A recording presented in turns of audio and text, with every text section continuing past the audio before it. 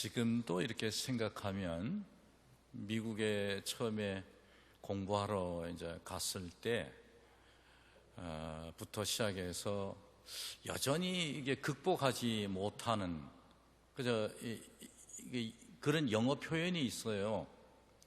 그게 이제 Would you like to order now? 하는 이런 표현이에요. Are you ready to order now? 뭐 이런 거 있잖아요. 식당에 가서 듣는 얘기죠. 식당에 이렇게 들어가면 몇 명입니까? 묻고는 탁자 이렇게 마련해 주고, 그 다음부터 이제 그 젊은 웨이트나 웨이트리스가 와가지고 그냥 막 속사포 던지듯이 바바바박 던집니다. 워낙 이렇게 바쁘게 움직여야 되니까, 큰 식당들 같은 경우에. 첫 질문이 이제 어떤 음료수 원합니까? 이런 질문부터 시작해서, 그 다음에 이제 훅훅 치고 들어오는데, 그 다음에 이제 흔히 아침 식사에 늘 빠지지 않는 메뉴 있죠? 계란, 에그를 어떻게 해드릴까요? 에그 종류 다양하게 해줄 수 있잖아요. 거기다가 그 다음에 토스트 종류 또 묻지요. 그 다음에 스테이크는 어떻게 구워드릴까요? 묻지요. 그 다음에 샐러드는 어떤 거를 해드릴까요? 이렇게 해서 막 정신없이 막 치고 들어오는 거예요. 연속적으로 막 치고 들어오면 질문을 하면, 이 경험이 많지 않은 사람들은 외국 가가지고 식당에 앉아가지고 왜 그렇게 음식 종류가 그냥 하나 딱 시켜서 먹으면 되는데 뭐가 그렇게 따라오는 게 많은지 우리는 참 당황할 수밖에 없습니다. 알다시피 우리 한국의 음식 문화는 반찬 중심 문화잖아요. 그래서 우리 어디 식당을 가더라도 그 메인, 그러니까 주식 하나만 딱 정하면, 얘는 설렁탕이면 설렁탕, 비빔밥은 비빔밥 하나를 정하면 그 다음에 따라오는 반찬 종류야 10가지가 되든 20가지가 되든 우리 그렇게 크게 문제 안 삼습니다. 몇 가지가 나와도 맛이 좋냐 이런 데 신경 쓰지, 그게 따라 나오게 돼 있다고요. 어제 먹었던 그 주식에 따라오는 반찬이 오늘 다르게 나와도 크게 문제 안 삼아요. 왜냐하면 우리는 그 메인 디쉬, 그 주식 그거에 중요한 거기 때문에. 그래서 우리는 그냥 하나만 딱 시키면 되는 줄로 알고 있는데, 이게 서양 사람들은 음식을 시키면은 꼬치꼬치 하나하나 다 물어가면서 막 이렇게 들어갑니다. 그때마다 늘 당황해서, 그래서 저도 이제 이 위기를 좀 벗어날 수 있는 방법이 없나라고 생각하다가, 그래서 이제 찾아놓은 거, 여러분들 잘 아시다시피 미투라는 음식입니다.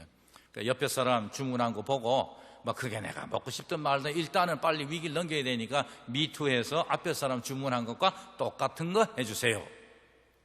아니면은 메뉴판에 그림 있으면 this, 저쪽에 이렇게 이런 식으로 하는 방식도 있습니다. 이게 사실 음식이라고 하는 거 참 중요한 거예요. 그래서 음식을 주문할 때에 우리가 정말로 원하는 거 맛있는 음식을 주문해야지, 그렇지 않고 그냥 주는 대로 먹겠습니다라고 했을 때는 돈이 아깝죠. 그리고 또 원치 않은 음식을 먹을 수도 있습니다.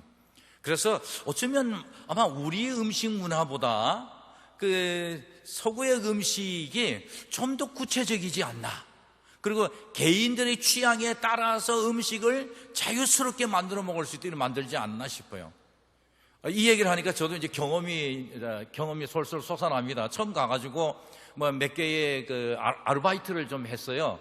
그 가스스테이션에서 이제 펌핑업 하는 것도 하고, 그 다음에 그 아파트에서 이제 한 사람이 나가면 그 다음에 페인트 칠하는 것도 해보고, 그 다음에 또 아주 그냥 정말 불티나게 준비해 있는, 새벽부터 가가지고 야채 썰고 고기 썰고 베이컨 굽고 이렇게 하는 그 샌드위치 가게에서도 일해본 적이 있어요. 근데 내가 샌드위치 가게에서 일해보면서, 샌드위치 종류가 이렇게 많은지 몰랐어요.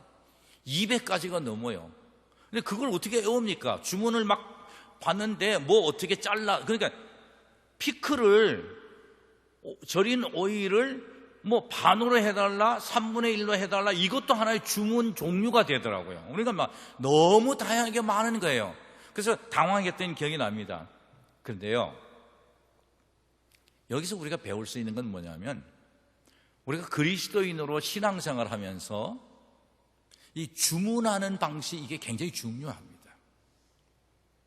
오늘 본문에서 다윗은 그런 얘기를 해요. 내가 이른 아침에 새벽에 하나님께 나가서 내 필요한 거를 기도하겠습니다. 근데 여기 히브리어의 시편 5편에서 이야기하는 기도한다, 하나님께 간구한다는 말에 어떤 뜻이 있느냐면 주문한다라는 뜻이 있습니다. 이 말은 뭘 말하냐면, 우리가 하나님께 아침마다 아침 음식을 대하듯이, 음식점에 가서 음식을 주문하듯이 하나님 앞에 나가서 내 필요한 것들을 말로, 기도로 주문한다는 표현이에요. 참 재밌잖아요. 우리 기독교의 큰 장점가 하나가 뭐냐면, 신앙생활에 필요한 어떤 그것들을 이미지를 사용할 때 아주 편한 것을 사용해요. 어렵지 않아요. 성만찬, 주님의 살과 피라고 그러지만 사실 그거 식탁에서의 식사 나눔이에요. 음식, 빵, 포도주, 그들이 말하면 가장 기본적인 것. 세례, 우리에게 굉장히 큰 의미를 주도 세례가 뭐예요? 우리가 날마다 손 씻고 세수하고 씻는 행위예요. 그러니까 어려운 걸 사실 요구하지는 않습니다. 마찬가지예요. 기도도 사실 어려운 거 아니에요. 우리가 늘 일상생활에서 하던 것의 연장이에요. 아침마다 음식을 주문해서 만들어 먹듯이, 주문하듯이 신앙생활의 기도 또한 그런 거라는 거죠. 그래서 사실 우리가 왜 이게 기도 생활이 정기적으로 잘 안 될까 하는 원인을 한번 좀 생각해 보게 됐어요. 오늘 시편 5편은요, 사실 그 다윗이 많은 시들을 썼단 말이에요. 그 시편 150편에 보면 그저 저자는 다윗이죠. 근데 다윗의 많은 그 시들이 기도인 경우가 많거든요. 오늘 본문도 그런 기도의 내용입니다. 근데 이 기도의 내용이 모아졌고, 그리고 난 뒤에 성전에서 예배 드릴 때에 곡을 붙여가지고 찬양시로, 찬양곡으로 사용했어요. 그래서 그런 그 타이틀이 시편마다 붙어 있습니다. 근데 시편 3편은 아침에 드린 주문한 기도의 내용이에요. 4편은 저녁에 드린 주문한 기도입니다. 그 다음에 오늘 5편은 또다시 다음날 아침에 하나님께 주문한 내용의 기도예요. 다윗이 상당히 길게 주문합니다. 이 시편 5편은 그 앞에 나오는 1, 2, 3, 4편에 비하면 상당히 깁니다. 왜 길까요? 주문할 내용이 많은 거예요. 다윗은 지금 도망 다니고 있습니다. 한때 다윗은 어느 누구도 감당할 수 없는 블레셋의 거인 골리앗을 맞섰고, 그리고 믿음으로, 하나님의 도우심으로 그를 쓰러뜨리고 나라를 구했습니다. 알다시피 지금까지도 이스라엘의 많은 역사 중에 그 왕들 가운데 다윗만큼 믿음 있고 용기 있고 지혜 있는 그런 사람은 없었습니다. 그런데요, 그런 다윗도 우리가 시편 5편을 읽어봤지만 처절한 지경에 빠져 있습니다. 그 기도 내용을 보면, 와, 이렇게 사람이 의기소침하고 이렇게 사람이 떨어져서 불쌍하게 보일 수 있을까? 예, 그게 인간이에요. 다윗의 기도 내용을 보면 처음에는 하나님, 내 말 좀 들어주세요, 이렇게 이야기하다가 그 다음에는 뭐라고 그러냐면, 좀 내 속에서 지금 막 들끓거리는 이 탄식, 이거 좀 들어주세요. 내 울부짖음, 이걸 왜 안 들어주세요? 이렇게 외치고 있어요. 그러니까 그 다윗의 기도 내용을 보면 점점 더 세게, 여리게에서 세게, 그리고 점점 세게로, 크레센도로 이렇게 나가고 있는 거죠. 그래서 보면 이게 음악을 붙여놓으면 이건 뭐 아주 자연스럽게 1절보다 2절, 2절보다 3절이 점점 커가는 클라이막스를 향해서 막 올라가는 듯한 느낌을 가질 수 있어요.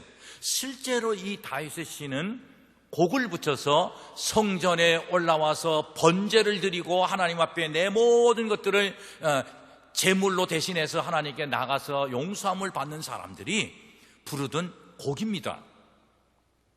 근데 이 곡이 왜 다윗의 곡이 이렇게 인기가 있느냐면 인간적이라는 거예요.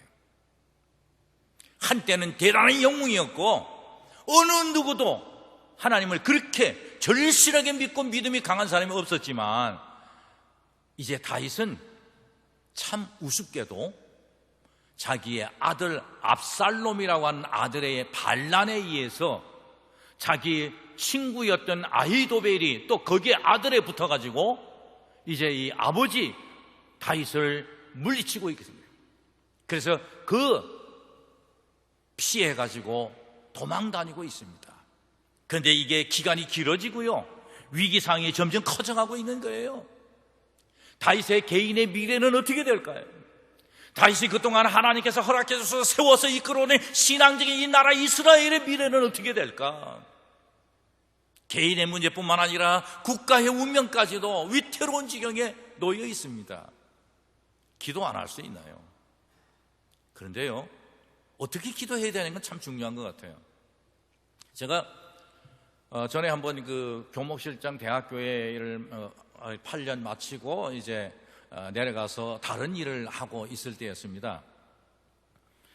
그래서 그 어떤 회의가 있어서 참여를 했는데 그 끝나고 난 뒤에 어떤 교수님이 남자분이 저보고 이렇게 물어요. 몇 분들이 있는데 저 혹시 그 목사님 그 전공이 기도입니까? 하고 묻더라고요. 그래서 난 무슨 얘기인가 했더니 그 기도라는 전공 없어요? 이렇게 묻는 거예요. 그 옆에 있던 장로님 한 분 교수분이 막 웃더라고요. 그런 건 없어요. 기도가 무슨 전공이에요. 신학에는 그런 거 없어요. 그런데 이제 뭔지 알겠습니다.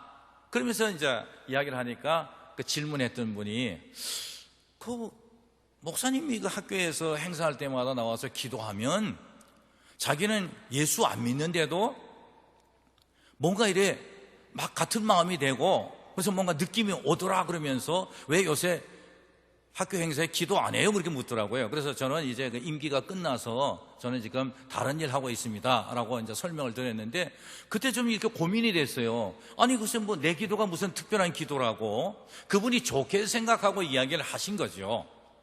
근데 그런 건 있어요. 기도를 더 잘해보자라는 생각보다는 기도를 좀 더 구체적으로 해보자, 기도를 좀 구체적으로 해보자라고 하는 건 있어요.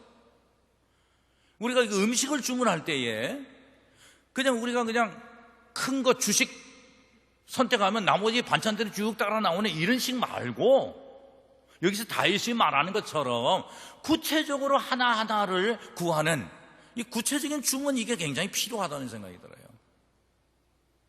우리가 하나님 앞에 기도하러 나가서 너 뭐가 필요하노? 오늘 아침에 너 뭘 주문할래? 라고 하나님 기다리고 계신데 근데 우리가 그 주문이 그냥 달랑 하나 뭐 주세요 라고 한다면 이건 뭘까요? 하나님과 우리의 관계가 그것밖에 안 될까요? 이 주문이라고 하는 거, 이것은 구체적으로 해야 됩니다. 그러려면요 미리 좀 이렇게 생각하고 정리해놓고 때로는 지혜롭게 기록도 해놓고 해야 되는 거예요. 하나님 그걸 원하세요. 좀 더 너희 상황에 너희가 처해진 일, 이거를 좀 구체적으로 이야기해라. 우리가 하나님 앞에 꺼릴 게 뭐 있습니까? 사실 비밀스러운 것이라 할지라도 기도를 통해서 그것들을 하나님께 넘겨야 됩니다. 어쩌면 우리가 이게 한국의 음식 문화 때문에 따라 나오는 것처럼 해서 하나님이 다 알아서 해주시겠지 이렇게 생각하는데, 사실 기도는, 하나님과 만남의 기도 대화 내용은 구체적이어야 덕을 봅니다.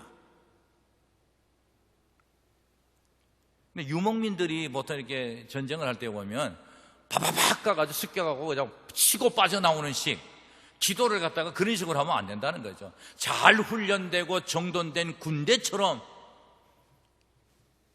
하더라도 잘 짜여진 상태로, 정리된 상태로 해야 되는 것처럼 하나님 앞에 주문할 때 준비된 주문을 해야 된다는 겁니다. 이게 우리는 자꾸 얼버버리는 경우가 있어요. 얼버버리네요. 또 하나 있어요. 이게 구체적으로 주문해야 될 뿐만 아니라 또 하나님께 기도로 주문할 때에 하나는 진솔하게 해야 돼요. 진실하고 솔직하게, 진솔하게. 이 부분 사실 하나님이 우리가 어떤 분인지를 알면 당연히 그래야죠. 우리 모든 사실을 다 알고 계신데, 그런데도 한편 어떤 분들을 보면 이게 진솔하게 기도하는 것을 꺼려하고 오히려 하나님을 좀 더 꺼려하고 하나님 앞에 내놓는 것을 부담 갖는 경우가 있어요. 사실 기도는 하나님과의 관계를 형성해가는 중요한 신앙의 방식입니다. 기도가 편해지지 않으면 하나님과의 관계 또한 편한 관계가 아닙니다. 그래서 우리가 기도할 때에 하나님과 하나님 앞에 진실하자. 그것이 하나님과의 깊은 관계를 유지하는 것이다. 그것이 곧 믿음이 있는 것이다. 이 점을 기억해야 됩니다. 아버지와 아들의 대화라고나 할까요? 근데 이제 우리가 일반적으로 보면 상투적인 이런 말들을 늘어놓는 경우가 많아요. 한번 곰곰이 생각해 보세요. 우리 기도의 내용이 좀 상투적이지 않나? 좀 일상화되어 있지 않나? 왜 그때그때마다 다르지 않을까? 이거 제 자랑은 아닙니다만은 저는 의식적으로요, 기도가 같지 않다, 내 기도가 같으면 그게 좀 이상하지 않나라는 좀 그런 생각을 자주 해요. 어제와 오늘이 다르고 이곳에서의 기도와 저곳에서의 기도가 다른데 어떻게 일반적이고 일상적이고 상투적인 것으로 하나님 앞에 주문할 수 있을까라는 생각을 하게 됩니다. 그래서 이렇게 말씀드리고 싶어요. 차라리 할 말 없으면 조용히 눈 감고요, 이제 하나님 차례입니다, 저에게 말씀하세요 하고 들으세요. 그걸 우리가 가르쳐서 고상하게 묵상이라고 그럽니다.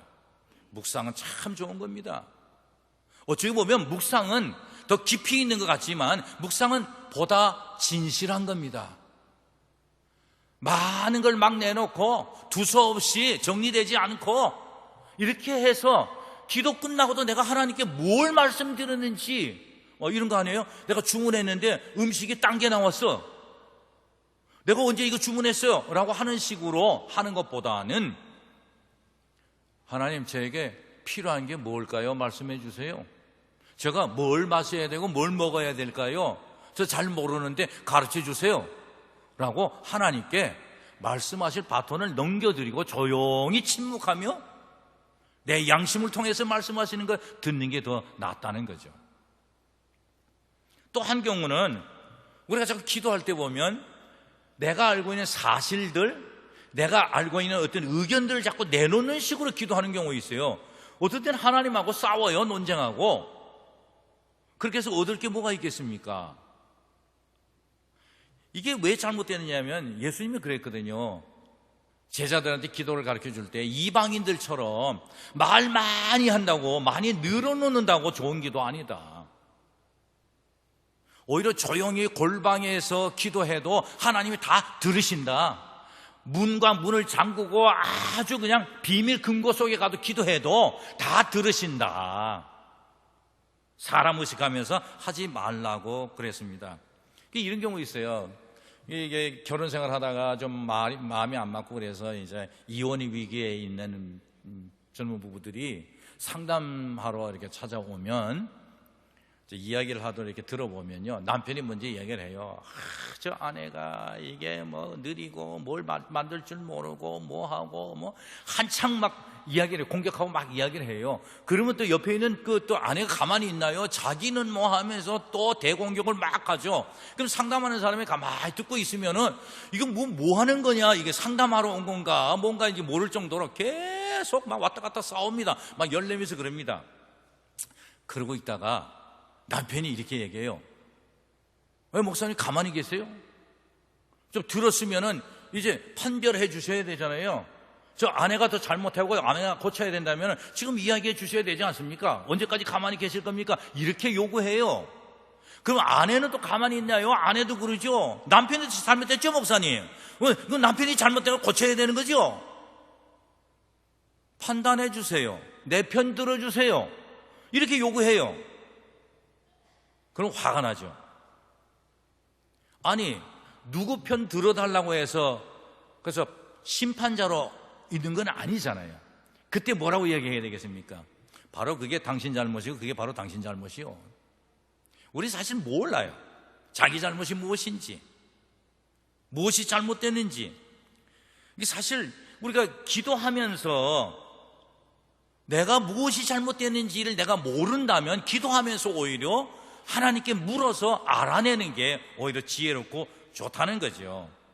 하나님을 기만하지 맙시다 하는 얘기입니다. 이제 마지막으로 하나 더 있어요. 구체적으로 주문하고, 그 다음에 두 번째는 좀 더 진솔하게 주문하자, 기도하자.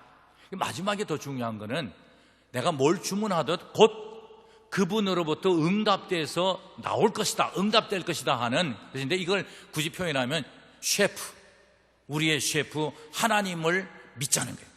하나님의 성품, 하나님의 능력, 이걸 기억하자는 거예요. 다윗은 오늘 본문에서 보면 하나님이 어떤 분인지에 대해서 막 계속 이야기합니다. 그거 몰라서 그래요? 하나님 어떤 분인지. 근데 위기에 빠지고 용기가 사라지고 힘들고 어려울 때는 성경을 읽는 이유, 그 다음에 하나님의 성품이 무엇인지, 하나님의 능력이 어떤 건지 자꾸 되뇌일 필요가 있어요. 왜냐하면 내 스스로가 그걸 다시 불러일으켜야 돼요. 내가 자꾸 까먹고 잊어버리고 있단 말이거든요. 하나님이 얼마나 사랑하시고 우리를 아끼시는 분인데요. 하나님이 얼마나 의로우신 분인데요. 그분에 대한 성품과 능력을 되새기는 게 굉장히 필요한 거예요. 제가 어제 모 교회에, 중대인 교회인데 담임 목사님을 좀 구하느라고 청빙하는 과정에서 설교 평가를 해달라고 그래서 벌써 한 달 반 전부터 그 작업을 했습니다. 그 교회하고. 그분들은 이제 설교를 잘하는 목사님을 꼭 모셔와야 되겠다 하는 욕심이 있어서 저하고 이제 접촉이 돼서 이제 그 과정들을 만들고, 그리고 이제 1차 서류 심사가 끝나고 2차 이제 설교 원고와 동영상을 설교해온 거를 이제 그 청빙위원들하고 같이 하루 종일 들으면서 평가를 하고 서로 의견을 나눴어요. 그 중에 이제 한 2편 정도, 2분 정도, 3분 정도를 이렇게 줄여가지고 방문 설교를 이제 해서 성도들이 듣고 좀 평가하도록 하는 이런 작업을 하고 있는데, 그 묘하게도 제일 많이 나는 예화가 백종원 씨 얘기예요. 백종원의 뭐 골목 식당이라 뭐 그렇게 돼 있더라고요. 그 백종원 씨 얘기를 계속 거기서 목사님들이 그 예화를 이렇게 쓰면서 하는데, 야, 역시 인기는 있구나. 목사님들한테도 저렇게 백종원 씨가 인기가 있네. 그래서 제가 거기서 들으면서 그런 거 생각이 들니까 오늘 설교하고 연결이 좀 되더라고요. 우리 하나님 셰프예요. 만능 셰프예요.